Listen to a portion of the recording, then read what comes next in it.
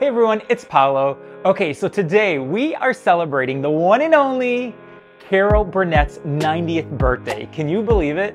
Well, back in May of 2018, I had the honor and privilege of sitting down with Carol Burnett herself. One of the best days of my life. Well, today we are re-releasing that episode with a little behind-the-scenes footage just for you. So enjoy. Spoonful of Paolo, here we go.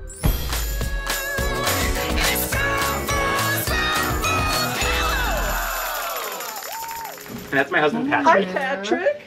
Carol, nice to meet you. Thank you. Pleasure. Thank you. Thank you. Where Are you seated over there? Is that okay? Yeah. Okay. Oh, this is cute.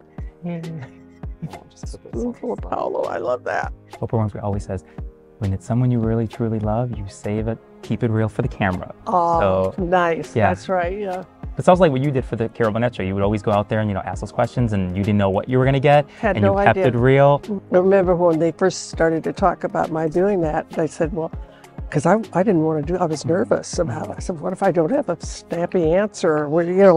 And they said, well, we'll put some plants in the audience for you. I said, no. Wow. If I have egg on my face, it'll be truthful. I think that's why people love you, because you audience, they can see it, Yeah. And when you get those questions and you're, oh God, what is he going to ask me? What is she going to ask me? Yeah. But I'm just going to wing it. Well, I go on the road. I do Yeah. Q&As. Yeah. Last year I did 14 of them. Yeah. Thanks, Patrick. Had I had a son, I was going to name him Patrick. Really? Yeah. Oh my gosh. Yep. Cameras are good. Okay. Lights are good. Mics, audio, everything. Gorgeous. Okay, let me ask. Are you ready? I'm ready. Okay, so I just want to start by saying, Yes. thank you for being here, because we started the show 7 years ago and I had a vision. I had a vision to have you on our show. And Really? yes, and you are sitting here and I Oh. just want to say from the bottom of my heart, thank you. Oh, Thank you. You're going to make me tear up. No, don't tear out. You're going to yell at me. Your makeup. You have promos to do after. Yeah, once I get my makeup on, I have her sign my face. Okay. For me, sitting here with you, there are so many reasons. You're a living legend. You're beyond talented. You're beautiful. And but when you hear people say to you, and if people have said to you over and over and over, you're a living legend. Are you able to take that in, or are you like, oh, I don't know, like, can you take that in? Well, I've heard it a few times, but I don't take it in. No. What it means is you're old. Does not mean that at all. Well, in a way, if you live long enough Yeah. and you're still working in the business, Yeah. then you get that label. Yeah. Living legend. Well, I mean, it's nice, but I'm sure you get some perks. I'm sure people are like, oh, here she comes. Got to do some extra stuff for you. But see, yeah, as you were, you're talking about the Carol Burnett show. I do want to say for those tuning in, this is why it's so amazing, this show, because you would think you had 276 episodes. It won 25 Emmys. I think it had over 17,000 costume changes, and it had like 30 million viewers. I mean, it just can't get any better than that, really. Well, that Saturday night lineup was pretty incredible. When we were on 3 different times. We opened on a Monday night, and they put us opposite I Spy and Big Valley, but we held our own. We got renewed. Yes, Then they put us on Wednesday, and I remember we were opposite Adam 12, which was a cop show, and we tanked. Because we were more of a 10 o'clock show, and stuff. And it just wasn't the right slot for us. Yeah. But in those days, Mr. Paley, who was CBS, Mr. CBS, he had faith. So they moved us again to Saturday. And that's where everybody took off, All in the Family, MASH, Mary, Bob Newhart, and then us. And 11 seasons. You did 11. It got picked up for 12, but you said no. You ended it at 11. Yeah. And that's just, when I was rewatching it, just obviously to prepare for this interview, it still makes me laugh like it premiered in 1967. It's just, it has it. Why do you think it's still, all 50 years later, and it still makes you, because there's other comedy shows that don't do that really. I think funny is funny. Yeah. And you can look at some old routines that Red Skelton did, or Abbott and Costello. Yeah. And they're fun. The thing is, we were never that topical. Mm-hmm. So like the shows that are today, where it's a little edgier and kind of meaner, maybe in a way. I don't like Yeah. edgy. No. Because I'm not a prude by any stretch of the imagination, but I find it, when they get too edgy, I find it not classy, and I find it too easy. You can get an easy laugh, you know, with scatological humor, you know, but you go watch Dick Van Dyke Show, go watch Mary, go watch All in the Family. They were funny, and they will still hold up today. Yeah. That's why I said I'm watching 50 years later, you know, and it's still like we're watching it, my Patrick and I, and like we're just laughing. And anytime I'm having a bad day or something, I just go on YouTube, or we have the DVDs out now, but I go on YouTube and I just watch them because it does something to the soul where you just feel so much better. I know. And that's what you're a genius at. You really are a genius. And I think people don't know is that you didn't wake up as a little girl saying, well, you know, Grandma, I want to be an actress and I want to win lots of awards. You had this vision where you wanted to be a cartoonist and have your own comic strip. And then you do your homework. Oh, I do. And then you said you wanted to maybe be a journalist, but there was a shift that happened at UCLA. That's right. What happened? Tell us. Well, I was going to major in journalism, but then UCLA didn't have a major in journalism. You could take a course. Yeah. But then I looked through the catalog and everything, and I saw theater arts English, which meant I could take playwriting courses. I could still join the Daily Bruin and take the journalism course. But so I signed up for theater arts English, right? I didn't know, but if you're a theater arts major, whether it's theater arts English or theater arts film or theater, in your freshman year, you have to take an acting course. You have to take a scenery course. You have to take a costume course. All of that. So now all of a sudden, it's like change. I'm in there doing that. Yeah, and it's so like a whole shift. Yeah, totally. And I had to do a scene for the acting class. And I was, oh my gosh, what am I going to do? And I picked something that was light and funny, and I did it, and they laughed where they should have. And I thought, wow. Then I got cast in a one act written by a student, and that was a comedy. And now I was always a nerd in junior high and high school. You say that in interviews, but I don't know. Were you really a nerd? Really? Yeah. And so then all of a sudden, people at UCLA on campus, even seniors, would come up and say, we saw you in the play. God, you were funny. You want to have lunch today? All of a sudden, I changed. I'm popular. And I thought, this is a good feeling. Wow. And so I just said, well, I think I want to kind of pursue this. And then a friend who was in the TA department was also connected with the music department. And they had a little program for musical comedy. And he said, can you sing? And I said, I can carry a tune, because my grandmother and mother and I used to sing in the kitchen at home. And he said, well, I'd like to, would you be in the chorus of South Pacific, where one of the nurses and the lead girl would be singing, gonna wash that man right out of my hair, and I'm the nurse, and and we're all singing. And I was so loud, they took me out, and he said, would you do a scene with me from Guys and Dolls? So I said, what is that? And he said, well, it's Miss Adelaide, and she sings about having a bad cold, and it's a solo. And I thought, wow. And then I thought, well, she's got a cold, so if I hit a bad note, I can blame it on the cold.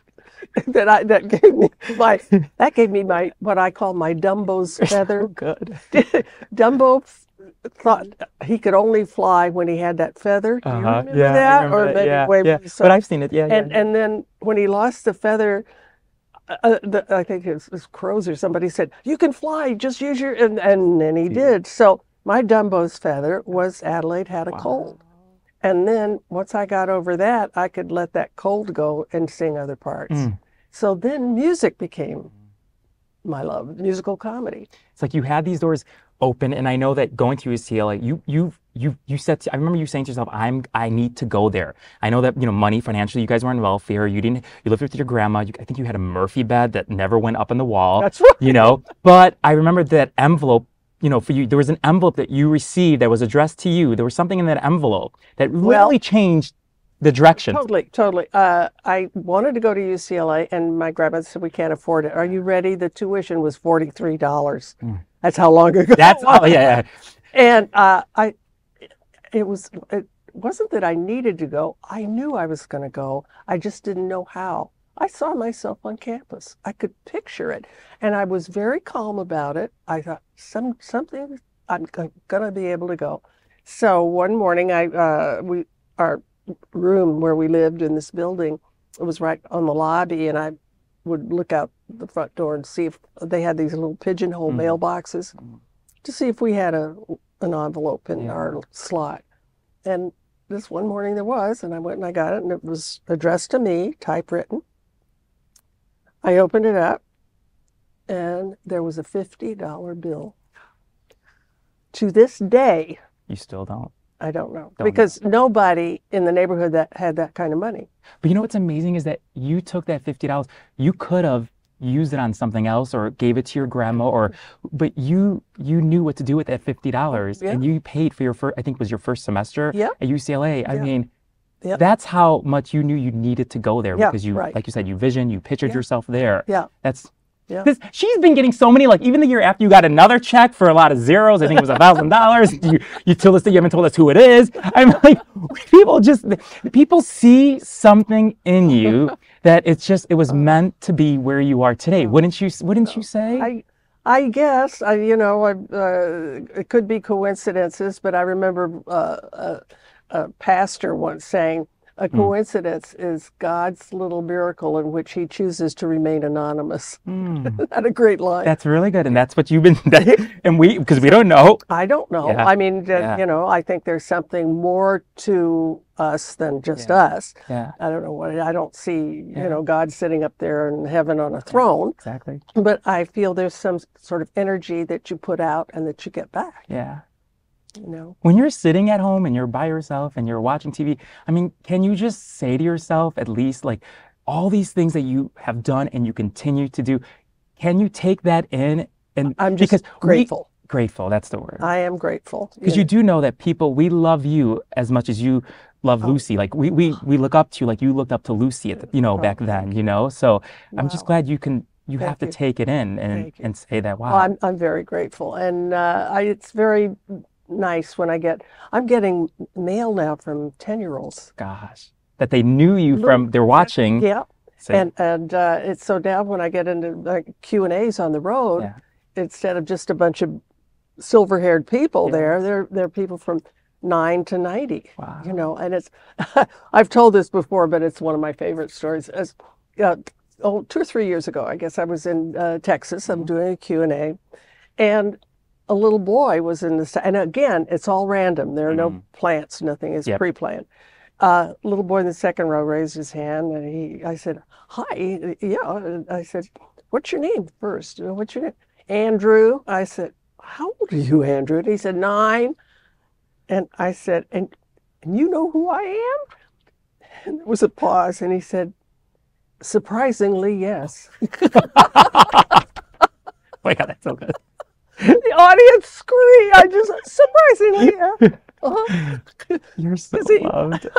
Well, you have to think about it too with YouTube and your, people, you just go and you type in your name and all the clips come up, and you have the DVDs out and people can just watch them. The kids can watch them, and it's a family show for kids to watch. Where it can it just inspires They're them. starting to discover it, and then we do movie takeoffs that maybe would be over their heads, but they're funny anyway. And they're twice as funny if you've seen the film. It's true. When you look at your whole career, you've had a lot of dream moments. You've had a lot of dream moments come true.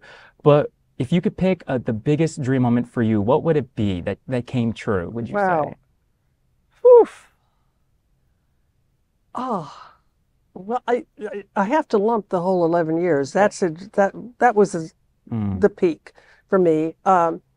I've had 2 or 3 wonderful moments. When I got the lead in an off-Broadway show called Once Upon a Mattress, that was my big break. Yes. And then when wonderful Gary Moore, who had a variety show, hired me on as a regular, that was another one, So that got me going.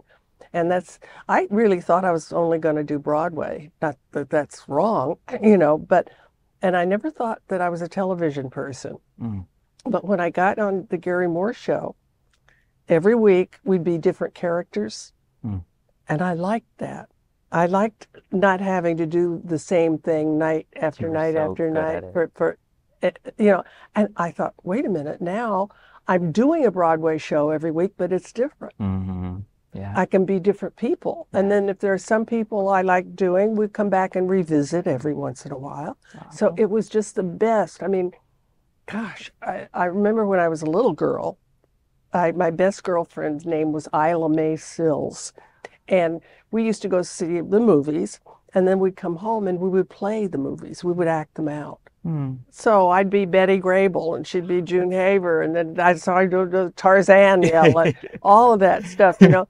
So now I have a show where if I want to be Betty Grable, I'll get the costume, they'll have the music, we'll have the dancing, we'll have the sketches, and, you know, and then to have Betty Grable on my show. That's just, what a full circle moment that must have been like. And Rita Hayworth, Lana Turner. You've had so many. I grew up watching, idolizing, and then to get to know Jimmy Stewart, who was my main idol, personally, and to have him as a close friend. It's just, I remember when Nanny and I were still in San Antonio, and I must have been not older than 3 or 4 because we would go to the movies and my feet didn't touch the floor. So I was really little. And I saw in this movie I'm watching, and this man, tall, kind of lanky, with this wonderful kind of a drawl and truthfulness about him, and it was Jimmy Stewart. And on the way home, I said to my grandma, he's my friend. I knew he was, someday, it's like UCLA. Yeah. I knew I was going to, I said, he's my friend, Nanny. I just haven't met him yet. And she said, that's nice. Have your Ovaltine. You know, I do want to say, I know, last thing, that you've had so many awards you received. You received Golden Globes and Emmys, and you know, a SAG award, Tony, but there was one award that you received at UCLA that means the most to you. It was the first award I ever got. And it was called the what? Called the most promising newcomer. Okay, this is what we wanted. The Theater Arts Department. Exactly. That's what we want to do for you. This is one of the favorite things I've ever given on our show from the past 7 years. We want to present an award to you. What? And this award, now close your eyes so you can't see it. Okay. Okay. This award, okay, go ahead. A Spoonful of Apollo, we want to give to you. Oh my A Spoonful of Apollo Most Promising Legend Award to you. And yeah. That is it. Oh, that is beautiful. And we have a quote. Oh, yeah, that's right. Wow. And we have a quote on there as well, just to remind you that you brought smiles to all of us. So, yeah. More than anything, it's my darling. Yeah. That's my Carrie. Yeah, that's her Carrie. God bless her. Yeah. We are remembered, more than anything, we are remembered for our smiles, the ones we share with our closest and dearest, and the ones we bestow on a total stranger who needed it right then, and God has put us there to deliver. Carrie Hamilton. Well, now, this is one of the nicest things that have ever happened to me.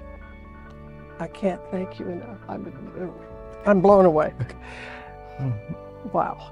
Well, thank you. That's how much you mean to all of us. And you put smiles on our face, and we just want to say thank you. Oh, wow. Much love. Oh, my God. That is much love. Incredible. All right. Oh, I love it. We love you. Thank you, Carol Burnett. Thank you. You're welcome. Thank you. Thank you, Patty. Yes. All right. See, I didn't make you do the Tarzan yell. That's a good interview. And I just want to say thank you, thank you, thank you. And I say thank you. Thank you. Thank you again, my dear. Darling. What an honor. What a dream moment. Mwah. Bye, everyone. We'll see you next time at Spoonful of Apollo. Thank you. That was so, wow. Thank you. Oh, thank I am you. so touched. I'll put this in a yeah. Thank you. It's so heavy, isn't it? Wow. We worked on it, so we just wanted to. That is so thoughtful. Yeah. It's just, that's one of the, that is going in a, cool. It's like that's so cool. He Who designed that? He designed it. He did. He worked on it. He designed it. Yeah. So.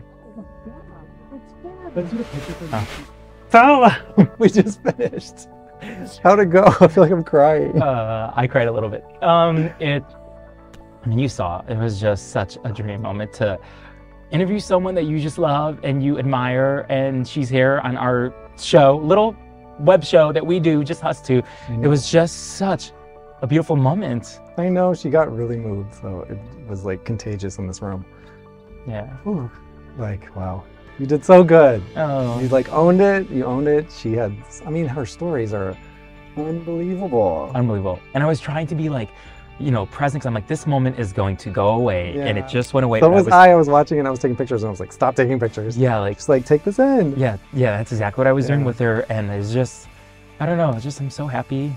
Like, I just can't believe 7 years waiting and waiting, and here she was on a spoonful of Apollo. Like, we did it. I know. It almost didn't happen, and then it did because of you. Good job. Because of him too. I'm so proud of you. I'm proud of you too.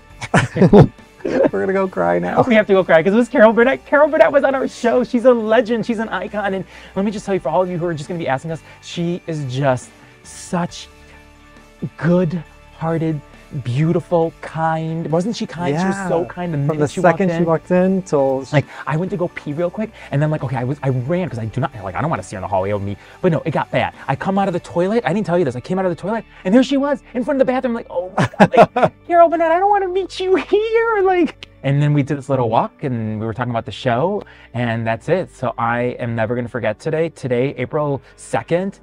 You know, it was just a dream moment for both of us, and we're just so happy. So yeah. Yes. Yes. Yes. Yes.